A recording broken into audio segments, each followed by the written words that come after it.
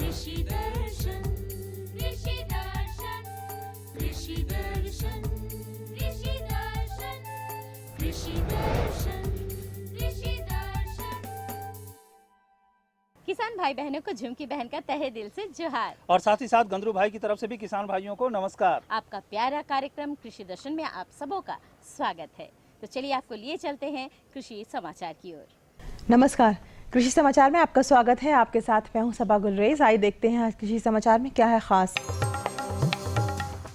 झारखंड में वित्तीय वर्ष 2014-2015 में MIDH योजना के तहत कीट मुक्त सब्जी उत्पादन इकाइयों की स्थापना की जाएगी। प्रति इकाई की परियोजना लागत 9 लाख रुपए है, जिनमें लाभुक को 50% अनुदान मिलेगा और शेष 50% उसे स्वयं वहन करना होगा।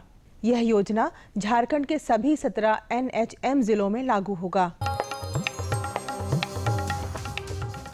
वित्तीय वर्ष 2014-2015 के लिए पशुपालन विभाग झारखंड सरकार द्वारा राज्य के पशुपालकों के लिए 3 योजनाएं स्वीकृत की गई हैं। इन योजनाओं में सूकर विकास योजना के तहत सूकर प्रजनन इकाई की लागत 6 लाख रुपए है और कंपोजिट फार्मिंग की इकाई लागत 3,30,000 रुपए है। बकरा विकास योजना के तहत बकरा प्रजनन इकाई की लागत 1 लाख रुपए और कंपोजिट फार्मिंग की इकाई लागत 1,16,000 रुपए है। जबकि कुक्कुट विकास योजना के तहत 2000 ब्रायलर की इकाई लागत 8,65,000 रुपए और कंपोजिट फार्मिंग की इकाई लागत 1 लाख रुपए है। सूकरों में बहुत तेजी से फैलने वाला रोग है सूकर ज्वर। इसका त्वरित उपचार बहुत जरूरी है, वरना सूकरों की मृत्यु भी हो सकती है। सूकरों को यह रोग हो ही ना, इसके लिए सूकर पालक अपने सूकरों को स्वाइन फीवर का टीका जरूर लगवाएं। सूकर ज्वर विषाणुओं द्वारा फैलने वाली संक्रामक बीमारी है जो सूकरों के मल मूत्र और गंदा खाना पानी से फैलता है। इसमें सूकरों को 105 से 107 डिग्री तक तेज बुखार हो जाता है और ये बहुत तेजी से सूकरों पर अपना दुष्प्रभाव छोड़ता है। बचाव के लिए 8 सप्ताह के छौनों को पहला टीका और दूसरा टीका 1 वर्ष बाद लगाना चाहिए।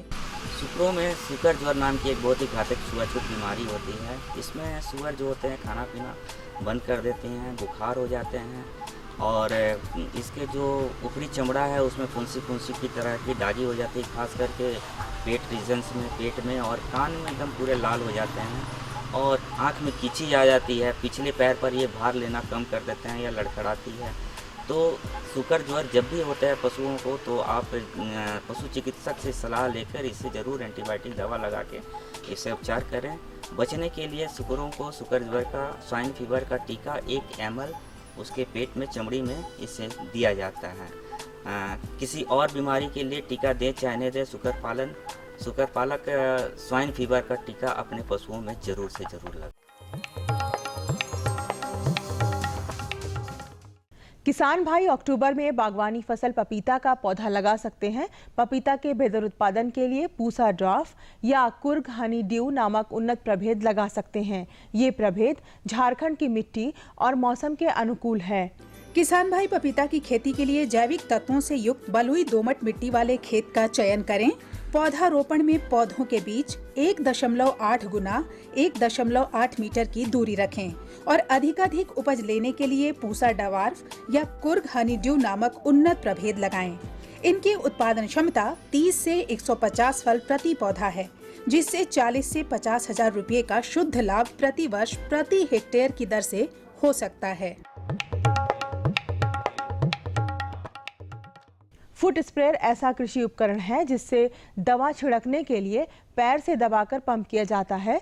किसान इसका उपयोग खेतों, फुलवारियों और बगीचों में कर सकते हैं। इस उपकरण से करीब 4 से 6 मीटर लंबे पेड़ पौधों पर दवा छिड़कने का काम किया जा सकता है। इसमें आवश्यकता अनुसार 1 या 2 निकास नली लगाई जा सकती है।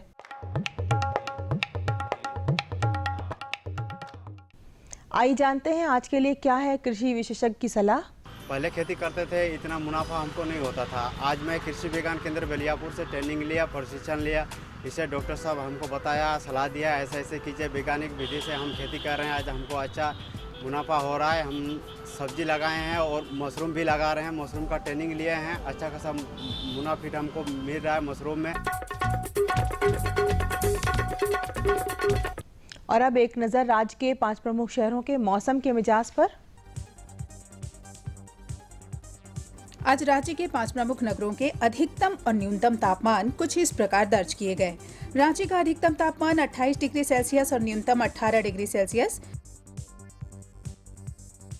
जमशेदपुर का अधिकतम तापमान 32 डिग्री सेल्सियस और न्यूनतम 20 डिग्री सेल्सियस। मेदिनीनगर का अधिकतम तापमान 31 डिग्री सेल्सियस और न्यूनतम 16 डिग्री सेल्सियस। देवघर का अधिकतम तापमान 30 डिग्री सेल्सियस और न्यूनतम 20 डिग्री सेल्सियस और धनबाद का अधिकतम तापमान 30 डिग्री सेल्सियस और न्यूनतम 22 डिग्री सेल्सियस रहा।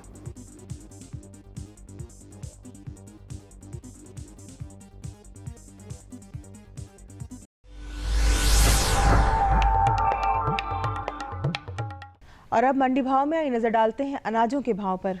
आज कृषि उत्पाद बाजार समिति पंडरा रांची में विभिन्न खाद्यान्नों के थोक भाव कुछ इस प्रकार दर्ज किए गए।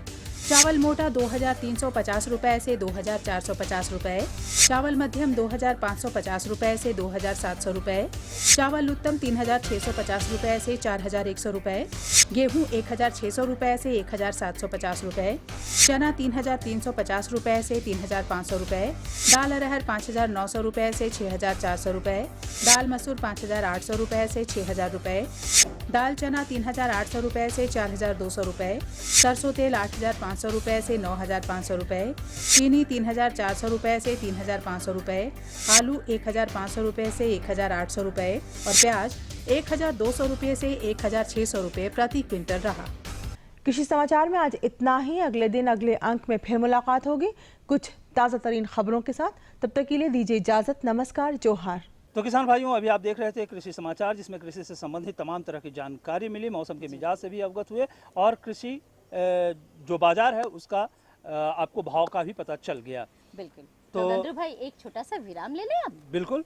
ये लो और बताओ। बस। अरे ये क्या भैया जी, बस इतनी सी रासायनिक खाद? किसानी छोड़ रहे हो क्या? किसानी नहीं, नादानी छोड़ रहे हैं। मिट्टी की जांच कराई है। अब तो लालाजी जितनी जरूरत है उतने ही उर्वरक खेत में डालेंगे। हाँ, किसान भाई आज ही अपने जिले की नजदीकी भूमि परीक्षण प्रयोगशाला में मिट्टी की जांच जरूर करवाएं और मिट्टी में पोषक तत्व, नमी व पौधे के विकास को देखते हुए केवल जरूरत के अनुसार ही पोषक तत्व डालें। और हाँ, मिट्टी में गंधक, जस्ता, बोरोन जैसे सूक्ष्म पोषक तत्वों का पता लगाना भी न भूलें। उर्वरक और जैविक खाद के सही उपयोग से भूमि का उपजाऊपन बनाए रखें, उत्पादकता बढ़ाएं, खर्चा घटाएं और बहुमूल्य विदेशी मुद्रा बचाने में भी सहयोग दें। और हाँ, धीमी गति से नाइट्रोजन उपलब्ध कराने वाले उर्वरकों जैसे नीम लेपित यूरिया को प्राथमिकता दें और यूरिया का पत्तों पर छिड़काव करें। अरे वाह, तू तो सचमुच समझदार हो गया रे। अधिक जानकारी के लिए संपर्क करें जिला कृषि अधिकारी या किसान कॉल सेंटर। खुशबू की फुहार में, स्वाद की बहार में, तरक्की की तानों में, खिलती मुस्कानों में, हरे भरे पौधों में, बड़े बड़े सौदों में, मधुर भिनभिनाहट में, खुशियों की आहट में। NHM बागवानी मिशन,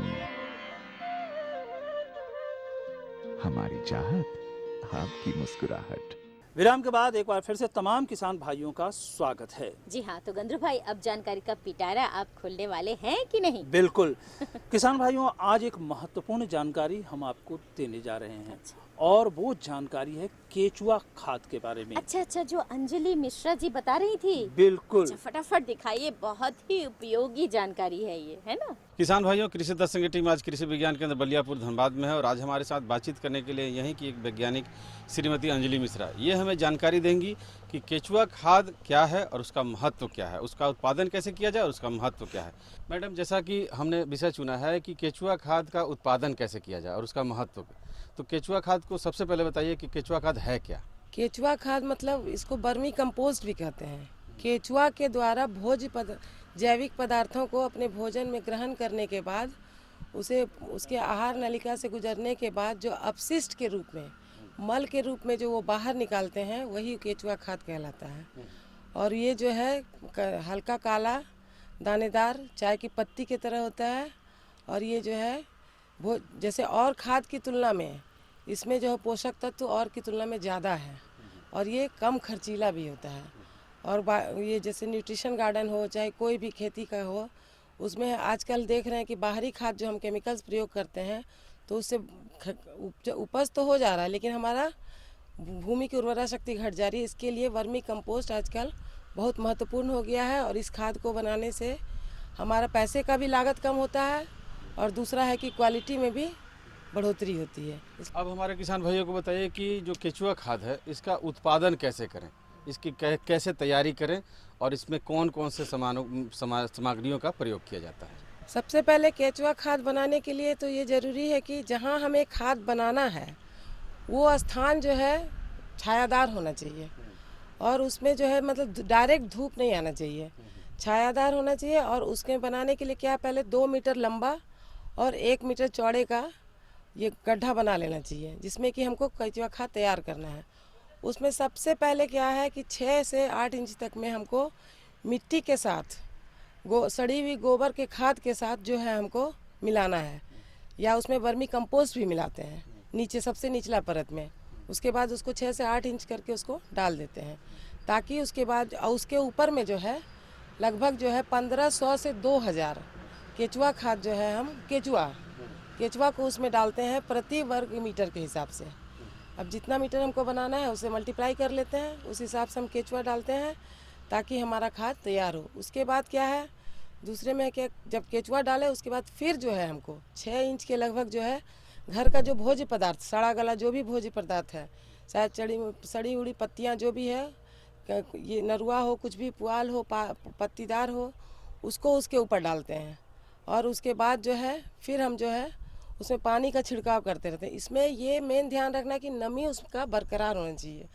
और उसके बाद जो है सबसे ऊपरी परत पे 4 इंच के लगभग जो है हम गोबर की खाद डाल देते हैं ताकि जो है वो पूरा उसको ढका रहेगा। उसके बाद जो है सबसे लास्ट में हम क्या करते हैं, उसको बोरे से ढक देते हैं ताकि डायरेक्ट जो है हमारा उसमें न तो धूप पड़े और न ही ये हो, और बोरे से ढक देते हैं। उसके बाद जो है ये केचुआ जो है ऊपर से नीचे अपना चलते रहता है ताकि जो है उसको ये पत्ता उत्ता जो रहता है ना उसमें केचुआ को चलने में आसानी होती है। और जाके लगभग जो है 50 से 60 दिन में हमारा केचुआ खाद तैयार हो जाता है इस तरह से। और ये पानी का उसमें छिड़काव करते रहना है, धूप किसी भी सूरत पे ना है क्योंकि धूप के प्रकोप से केचुआ के मरने का डर रहता है। इसलिए जो है हम लोग उसको नमी छायादार के जगह में लगाते हैं। अभी ये तो आपने बताया कि मैडम उत्पादन के बारे में, साथ ही इसका महत्व भी बता रही थी आप। पूरे विस्तृत रूप से केचुआ खाद का महत्व क्या है इसके बारे में बताइए। जैसे केचुआ खाद है उससे जो है हमारी भूमि की उर्वरा शक्ति बनी रहती है। जैसे कोई भी केमिकल्स या बाहरी जब हम छिड़काव करते हैं तो उसका धीरे धीरे क्या है भूमि का उर्वरा शक्ति घटते जा रहा है। जिस तरह कि पंजाब में क्या हुआ कि उर्वरा शक्ति बिल्कुल खत्म हो गया, इसलिए हम जमीन को बचाए रखने के लिए केचुआ खाद का उपयोग करते हैं। और केचुआ खाद को जब हम इसको हम मेन रूप से पोषक वाटिका में उपयोग कर सकते हैं। पोषक वाटिका जैसा कि नाम से लग रहा है उसमें क्या है पोषक तत्व काफ़ी होना चाहिए, मतलब उसमें जो बाहरी केमिकल्स का हम लोग उपयोग नहीं करते हैं ताकि हमारे स्वास्थ्य को वो बनाए रखता है। अब केचुआ खाद के उपयोग से क्या होता है कि उसका जो क्वालिटी है, चाहे सब्जी का जो भी क्वालिटी हो उसका बढ़ जाता है और उसका ताज़ा भी ज़्यादा, उपज जो है 15 से 20% ज़्यादा बढ़ जाता है। और केचुआ खाद में हम क्या है कि पोषक तत्व जो है और खाद की तुलना में ज़्यादा रहता है, साथ ही इसमें माइक्रो न्यूट्रिएंट्स होते हैं और माइक्रो न्यूट्रिएंट्स के अलावा जो है इसमें हार्मोन्स और एंजाइम्स भी रहते हैं जो कि खाद को अपघटित करने में मदद करते हैं। एंजाइम जो है जो खाद को तोड़ के उसको सब्जी को पौधे को लेने में मदद करते हैं ताकि जो है पौधे की उपज जो है ज़्यादा होती है। और मिट्टी के वर्मी कंपोस्ट से क्या होता है कि मिट्टी की संरचना और भौतिक दशा उसकी बनी रहती है। और इससे क्या है वर्मी कंपोस्ट से क्या है कि हमको पौधे को पानी लेने में सुविधा होती है क्योंकि वो भुरभुरा होता है और जब उसको मिट्टी में डालते हैं तो पानी को ग्रहण करने में भी पौधों को काफ़ी मदद मिलता है। इससे जो है हमारा पौधा का उपज तो बढ़ता ही है, साथ ही साथ सब्जी का क्वालिटी भी मेंटेन रहता है और जिससे कि हमारा उस सब्जी को खाने से हमारा स्वास्थ्य भी बढ़ा रहता है। और इस सब से हमें वर्मी कंपोस्ट जो है हमारे किसान भाइयों के लिए बहुत कम लागत में बहुत अच्छा ये खाद तैयार कर सकते हैं, जो कि वो अपने घर में ही कर सकते हैं और उनका लागत भी कम होगा और सब्जी का वैल्यू भी बढ़ेगा। केचुआ खाद बनाते समय हमारे किसान भाई कौन कौन सी सावधानियां बरतें? केचुआ खाद जब हम बनाते हैं तो हमको ये ध्यान रखना है कि पहले तो वो इसके छायादार के नीचे होना चाहिए, छायादार जगह पे होना चाहिए।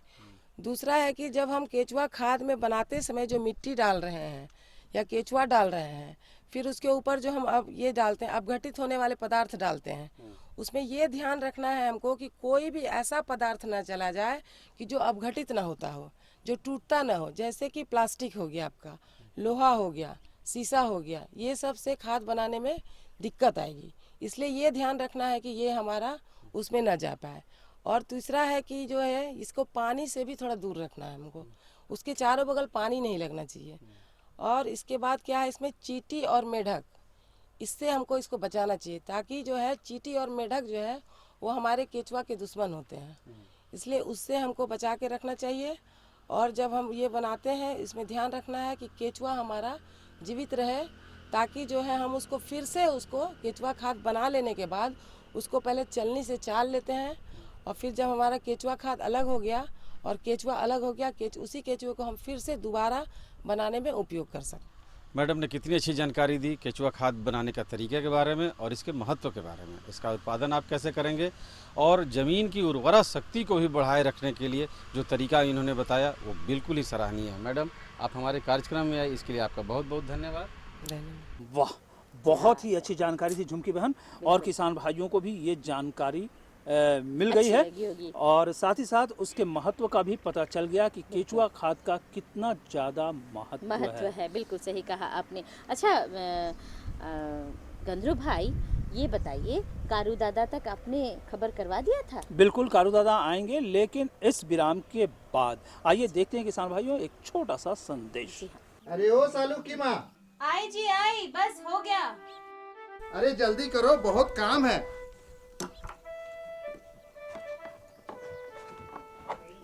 लीजिए, आपको तो हर समय जल्दी ही रहता है। अरे बाबा, आज खेतों की जुताई भी करनी है और कई जगह फसलों पर दवा का छिड़काव भी करना है, समझी? अच्छा मैं चलता हूँ। ठीक ठीक। ठहरो बाबा, जरूरी चीजें तो भूले ही जा रहे हो। जरूरी चीजें? अरे पगली, सब कुछ तो ले ही लिया है। ये रहा कीटनाशी, ये रही मशीन और ये रहा भोजन। और ये दस्ताना, मास्क और ये चश्मा। धत पगली, इसकी क्या जरूरत है? जरूरत है माँ, सुरक्षा के लिए। सुरक्षा के लिए? हाँ रामधन भैया, सालू ठीक कह रही है। जहरीले कीटनाशी के इस्तेमाल से पहले पूरी सावधानी बरतने की आवश्यकता है। इसके छिड़काव से पहले शरीर को पूरी तरह से ढक लेना चाहिए, खास करके नाक, मुंह, आँख, ताकि विषैले कीटनाशी का दुष्प्रभाव हमारे शरीर पर ना हो। हाँ, भोजन को कीटनाशी से हमेशा दूर ही रखना चाहिए। बाबा तुम चलो, मैं भोजन लेकर खेत पर आ जाऊंगी। अरे रामधन भैया, बिटिया तो बहुत समझदार है। आखिर किसान की बेटी जो हूँ चाचा। चलिए, इस विराम के बाद हमारे साथ जुड़ चुके हैं हमारे कारू दादा। जोहार कारू जोहार दादा। दादा। जोहार जोहार जोहार। ठीक ठाक चल रहा है, सब ठीक ठाक? हाँ, सब खेती बाड़ी कैसा चल रहा है दादा? देखिए, खेती बाड़ी तो सब बढ़िया चल रहा है और अब तो बरसात खत्म हो गया, अब धान भी मैंने पकने का जगह पे आ गया। बिल्कुल। तो अब उससे आगे का फसल पे हम लोग बात करेंगे। तो अब क्या है कि अब आया जैसे सरगुजा लगेगा, तो सरगुजा को कैसे लगाएंगे, उसकी देखभाल कैसे करेंगे, उसकी खेती का क्या महत्व है, उस पर थोड़ा प्रकाश डलवाया जाए। चलिए, बहुत ही अच्छी जानकारी हम किसानों को भी दिलवाते हैं सरगुजा की खेती के बारे में, और ये जानकारी दे रहे हैं हमारे विशेषज्ञ डॉक्टर राजीव कुमार जी। किसान भाइयों, कृषि दर्शन की टीम आज कृषि विज्ञान केंद्र जामताड़ा आई हुई है, जहां आज हम बात करेंगे सरगुजा की वैज्ञानिक खेती के बारे में। इस विषय पर जानकारी देने के लिए आज हमारे साथ हैं यहीं के कार्यक्रम समन्वयक डॉक्टर संजीव कुमार। डॉक्टर साहब, जैसा कि आज का विषय हमने लिया है सरगुजा की वैज्ञानिक खेती, तो इसके बारे में आप हमारे किसान भाइयों को बताएं कि वो जब खेती करेंगे तो उसके लिए खेत की तैयारी किस प्रकार करेंगे। संथाल पुराना, खासकर जो हमारा ज़िला है जामताड़ा, संथाल पुराना में आता है, और यहाँ पे जो किसान भाई हमारे अपलैंड, ऊपरी भूमि में जो खेती नहीं कर पाए, कम बारिश होती है, कभी पानी की कमी के कारण या अन्य कारणों से जो वंचित रह जाते हैं, तो हम उसको, ये किसान भाइयों का लाभ थोड़ा अधिक हो, उनकी फ़ायदा के लिए ये है कि सरगुजा की खेती करें। पहले अधिक मात्रा में सरगुजा की खेती हमारे आदिवासी किसान भाई यहाँ किया करते थे। आज के दिनों में इसकी कमी आई है, लेकिन बहुत फ़ायदे का चीज़ है। जहाँ पे कि आप खाली पड़े स्थानों में जहाँ पे कि आपकी कोई खेतीबाड़ी नहीं कर पाए हैं, वैसे स्थानों को हम अभी नमी रहता है, अगस्त के महीने में बारिश होती है, उसमें अपने देसी हल से या ट्रैक्टर जो भी मिल पाए अपने खेतों की तैयारी करें बढ़िया से। 2-3 जुताई करने के बाद 2 जुताई करने के बाद खरपतवार निकालने के, और उस उपरांत हमारे यहाँ जो भी बीज उपलब्ध है, जैसे कि अगर हम लेते हैं हमारे केंद्र से भी बीज उपलब्ध है, बिरसा नाइजर 1, बिरसा नाइजर 2, ये बीजें हमारे पास हैं। ये किसान भाई जब समय पे अगर आए तो हमारे यहाँ से खरीद सकते हैं। और हम लोग बीच बीच में इसको अपने कृषि विज्ञान केंद्र की तरफ से फ्रंट लाइन डेमोन्स्ट्रेशन के अंतर्गत भी किसानों के बीच में करते हैं, जो कि किसान भाई देख करके इसके खेती के बारे में जिज्ञासा हो उनकी और खेती करें।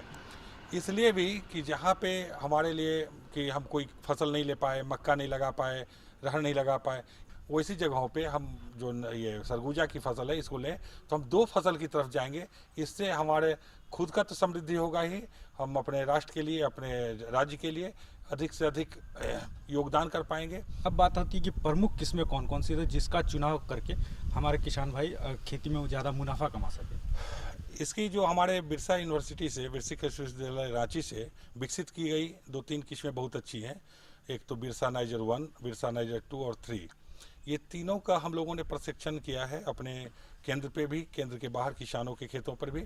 इसके बहुत ही अच्छे फ़ायदे आए हैं। इसकी उपज और इसके जो गुणवत्ता है बहुत ही अच्छी है।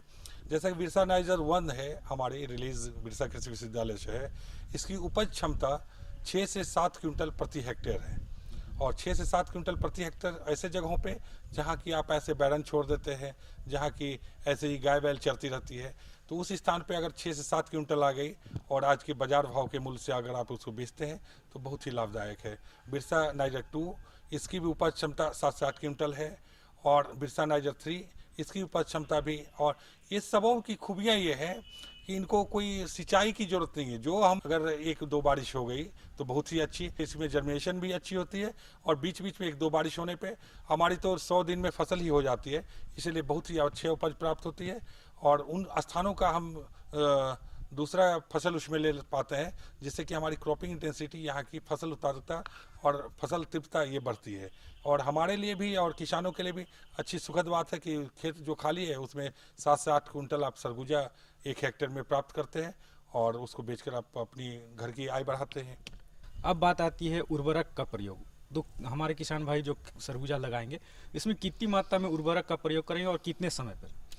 देखिए, सरगुजा फसल एक तो कम दिनों की फसल है, इसकी उपज क्षमता भी कम है, इसलिए इसकी जो इसमें जो ये उर्वरकों की जो मात्रा है ये भी बहुत ही निम्न लगता है, कम लगता है। जैसे नाइट्रोजन, फास्फेट और पोटास, इसकी मात्रा मात्र 20 nitrogen 20 kg per hectare, 20 kg phosphorus और 20 किलो पोटास, ये पोटेशिक फर्टिलाइजर की जरूरत पड़ती है।